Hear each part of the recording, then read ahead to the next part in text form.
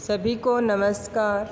मैं सुनीता कुमारी, सहायक आचार्य हिंदी, राजकीय महिला महाविद्यालय झुंझुनू।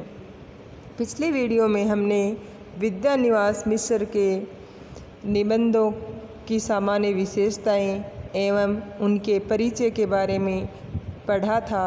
आज के वीडियो में हम विद्यानिवास मिश्र के निबंधों में जो संस्कृति बोध एवं लोक तत्व विद्यमान है उसके बारे में एवं उनकी भाषा शैली एवं उनकी भाषागत विशेषताएं एवं शैलीगत वैविध्य के बारे में पढ़ेंगे।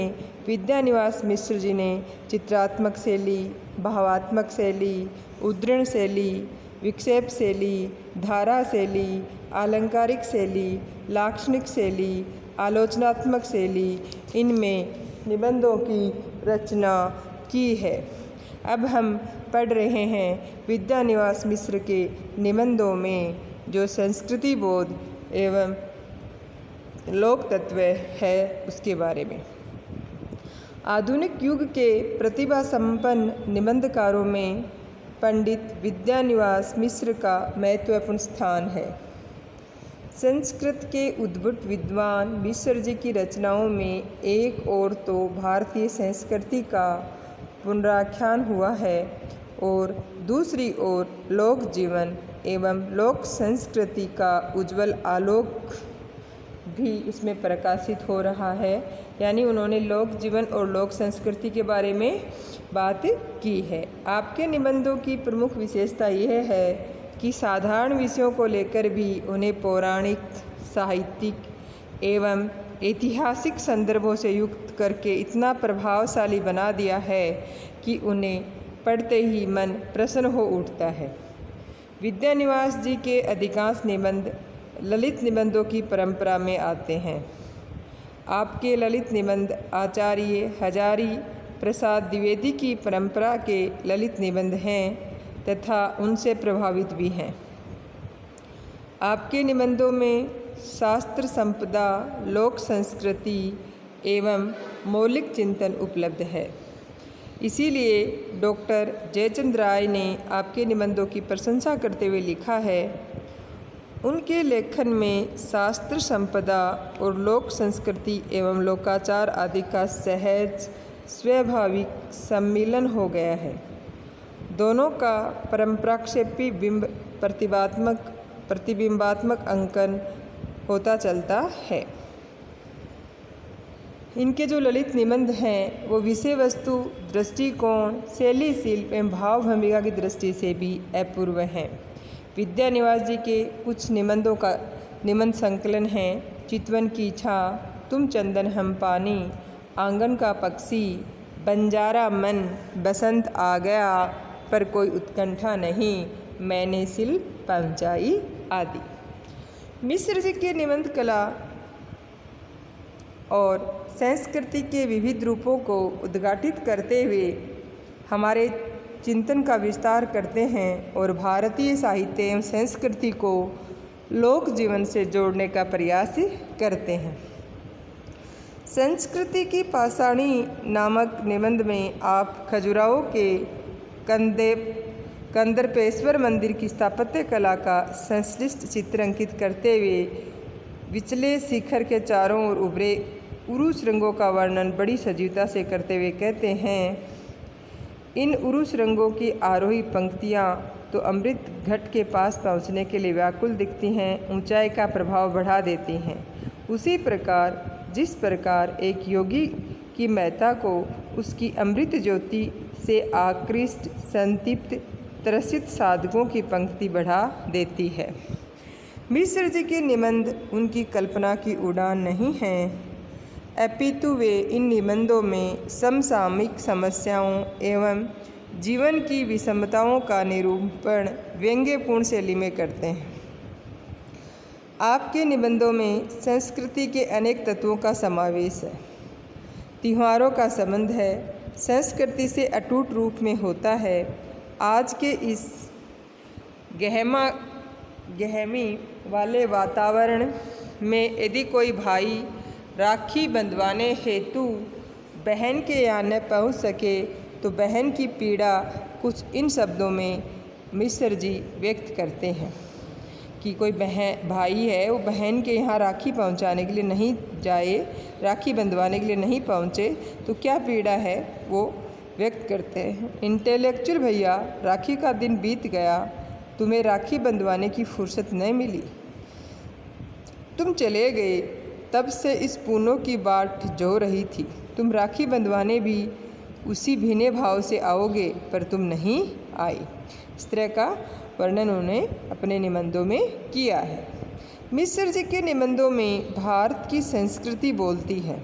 आमर मजरी उनका जो निबंध है उसमें वे संस्कृत साहित्य में चित्रित वसंत वर्णन का विशद चित्रण करते हैं, जबकि घने नीम तरु तले नामक निबंध में जीवन और नीम के वृक्ष के संबंध सूत्र को उजागर करते हैं। इसी प्रकार वे अपने एक अन्य निबंध विंध्य की धरती का वरदान में भारत की सांस्कृतिक एकता में विंध्य भूमि के योगदान की चर्चा करते हैं। मिश्र जी ने गुर्गी की भग्न प्रतिमाओं के आधार पर ये विश्वास व्यक्त किया है कि भारत का मध्य युग उतना पतित नहीं था जितना उसे आज समझा जाता है। ये निष्कर्ष उन्होंने अपने निबंध कलचूरियों की राजधानी गुर्गी के आधार पर निकाला है। फिर इनका निबंध है मैंने सिल पहुंचाई नामक निबंध में उन्होंने सिल के सांस्कृतिक एवं ऐतिहासिक संदर्भ को व्यक्त किया है। इसी प्रकार अपने एक अन्य निबंध में प्यारे हरिचंद की कहानी रही जाएगी में भी उन्होंने ये प्रतिपादित किया है कि वर्तमान साहित्य भारतेंदु की स्वस्थ परंपराओं से दूर चला गया है, अतः वह अग्राह्य होता जा रहा है। अपनी सांस्कृतिक चेतना के प्रति सजग मिश्र जी का ये आक्रोश ही इस निबंध में व्यक्त हुआ है। मिश्र जी के निबंधों में भारतीय संस्कृति के प्रति अगाध श्रद्धा एवं प्रेम दिखाई पड़ता है कि उनके निबंधों में भारतीय संस्कृति के प्रति प्रेम दिखाई पड़ता है। उनमें भारतीय परिवेश समग्रता के साथ अभिव्यक्त हुआ है। लोक जीवन लोक संस्कृति से मिश्र जी का गहरा लगाव है। विंध्य के लोक अंचल पर आधारित निबंध धनवा पियर भैले मनवा पियर भैले में ग्राम युवती अपने प्रियतम को संदेश भिजवाती है कि जब धान ही पीला पड़ गया तो मुझे धानी साड़ी भला कहाँ सुहाती है। इस निबंध में उन्होंने कृषकों की दयनीय दशा का निरूपण बड़ी कुशलता से किया है। कदम की फूली डाल में उन्होंने विंध्य प्रदेश की सांस्कृतिक एवं प्राकृतिक संपदा का सुंदर चित्रण किया है। वस्तुतः उनके निबंधों में शास्त्रीय तत्व एवं लोक तत्व का सुंदर सामंजस्य हुआ है।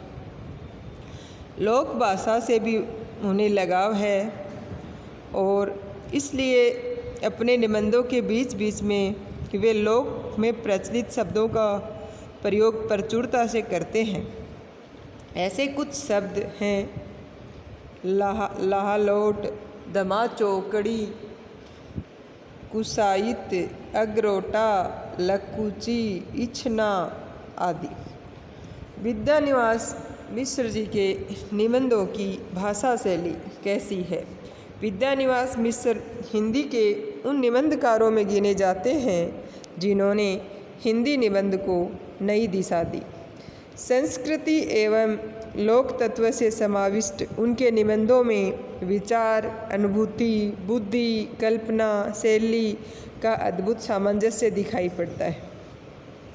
उन्होंने भावात्मक, विचारात्मक, समीक्षात्मक, वर्णनात्मक सभी प्रकार के निबंध लिखे हैं। उनके भावात्मक निबंधों को ही ललित निबंधों की संज्ञा दी गई है और उनके मिश्र जी के कुछ निबंध संग्रहों के नाम निम्न हैं। चितवन की छा, तुम चंदन हम पानी, मैंने सिल पहुँचाई, आंगन का पंछी और बंजारा मन, बसंत आ गया पर कोई उत्कंठा नहीं। मिश्र जी के निबंधों में अनुभूति तत्व अपनी पूर्ण भावात्मकता के साथ विद्यमान है।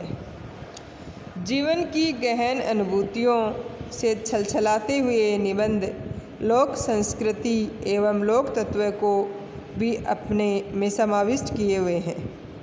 उनके निबंधों में बुद्धि तत्व का भी प्रचुर प्रयोग हुआ है।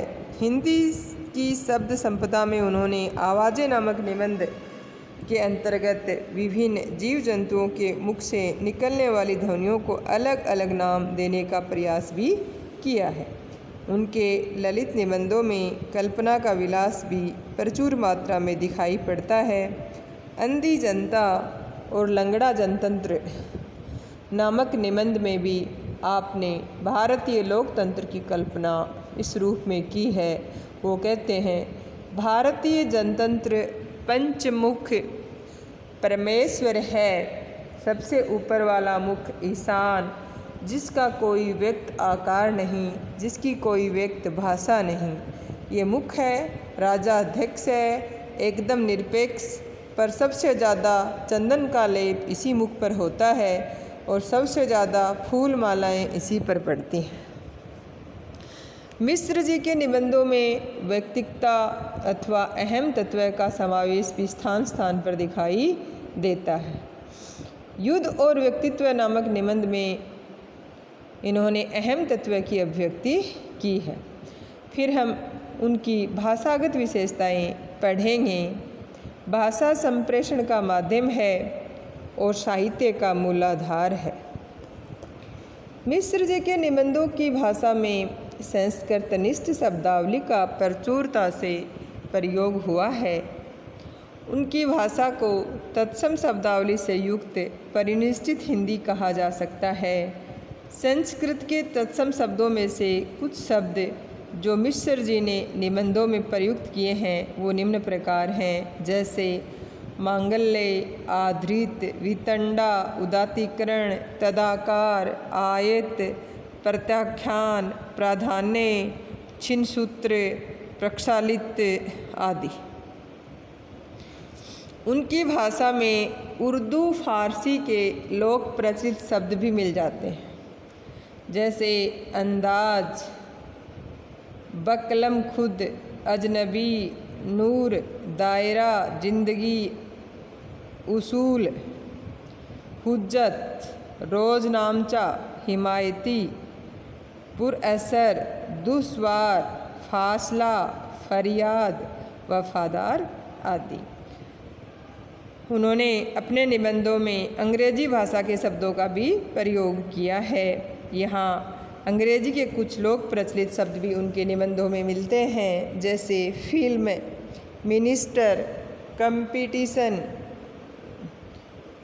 School, postmortem, fascist, liberty, happiness, clinic, cross, meeting, kilogram, technical, gazette, report आदि।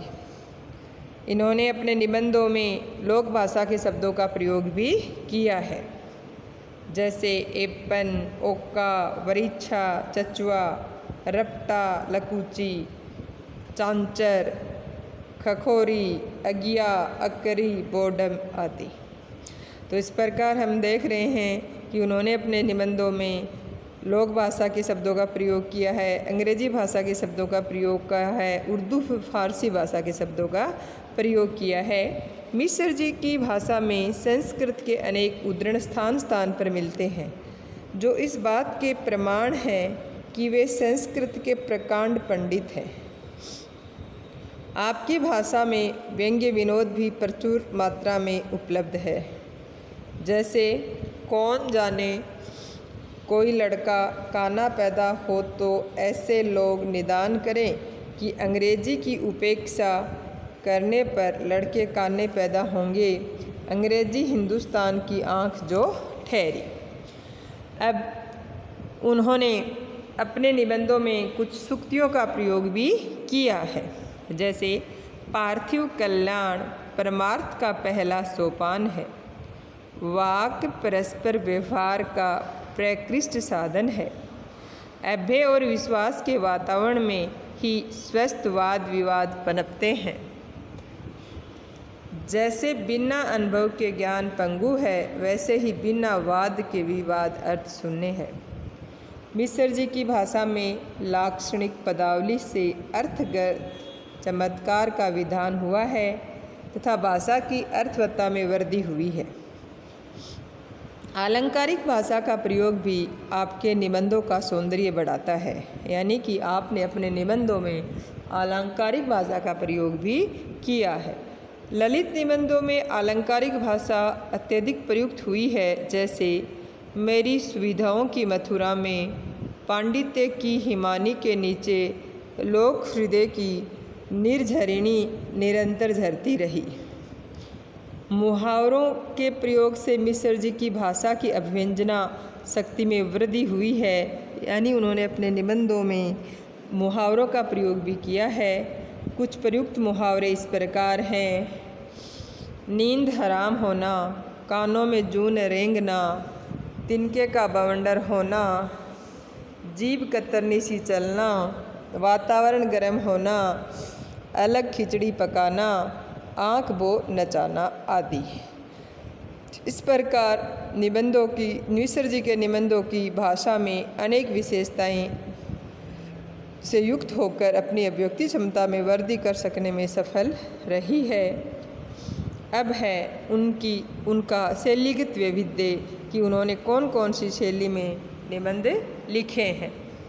उन्होंने चित्रात्मक शैली, आलंकारिक शैली जो मैं पहले बता चुकी हूँ, भावात्मक शैली, उद्धरण शैली, विक्षेप शैली, धारा शैली, लाक्षणिक शैली, आलोचनात्मक शैली, इन सभी शैलियों में अपने निबंध लिखे हैं।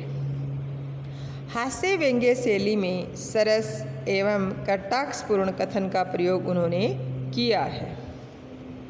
जैसे हिप्पी पंथ नामक निबंध की ये पंक्तियाँ हम देख सकते हैं। इनमें लिखा है: भ्रमरानंद ये लीला देखकर स्तब्ध हैं, हे लीला में ये क्या हो रहा है, हिंदुस्तान हाथ पसार कर भीख मांग रहा है।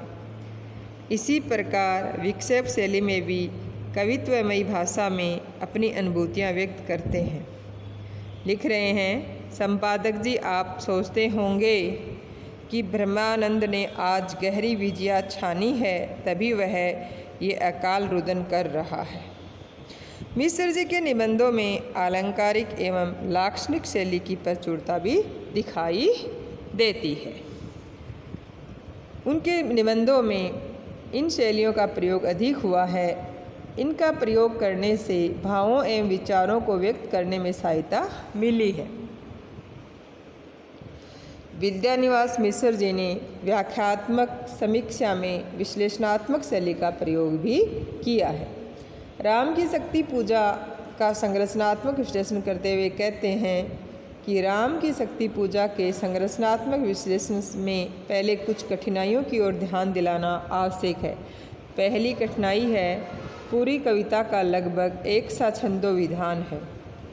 इसके कारण कविता के नाटकीय मोड़ों को पकड़ने में थोड़ी सी कठिनाई होती है। दूसरी कठिनाई है शक्ति के विविध अभिव्यक्ति के क्रम में संगति ढूंढने की। फिर आगे उन्होंने प्रभावकारी आलोचना करते समय मिश्र जी अपने मन पर पड़े प्रभावों की व्यंजना बड़ी कुशलता से करते हैं। द्विवेदी जी के निबंधों को मैंने पहले नहीं पढ़ा था, मैंने पढ़ा था उनका उपन्यास बाण भट्ट की आत्मकथा। उसके गद्य का जादू मन पर उतना नहीं छाया जितना उसके पात्रों का। द्विवेदी जी की न्यूनिया समष्टि चित्त के पारावर के ऊपर व्यष्टि चित्त में उद्वेग की विजय लिखा है। फिर उन्होंने चित्रात्मक शैली में भी लिखा है। चित्रात्मक शैली में मिश्र जी ने अपनी अनुभूति को व्यक्त किया है। ऐसे स्थलों पर वर्णित वस्तु या दृश्य आँखों के समक्ष चित्र की भांति आ जाते हैं। जैसे रात गहरी होती जा रही थी, दूर टंका शुक्ल पक्ष का चंद्रमा मिटता जा रहा था, महासागर की मुखरता तेज होती जा रही थी, हवा नारियल की पंक्तियों से उलझती जा रही थी, बालू पर बिखरे फेन अब बैठने लगे थे। मिश्र जी ने उद्धरण शैली का भी पर्याप्त प्रयोग अपने निबंधों में किया है। अपने कथन को पुष्ट करने के लिए वे संस्कृत एवं अन्य भाषाओं के उदाहरण देने में संकोच नहीं करते।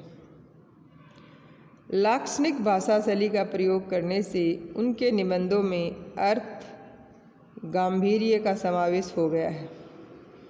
निश्चय ही विद्यानिवास मिश्र हिंदी के अप्रतिम निबंधकार हैं। उनके निबंधों में विविधता, गंभीरता, व्यापकता, लोक संप्रकृति एवं संस्कृति का आख्यान होने से वे पाठकों को भी प्रभावित करते हैं।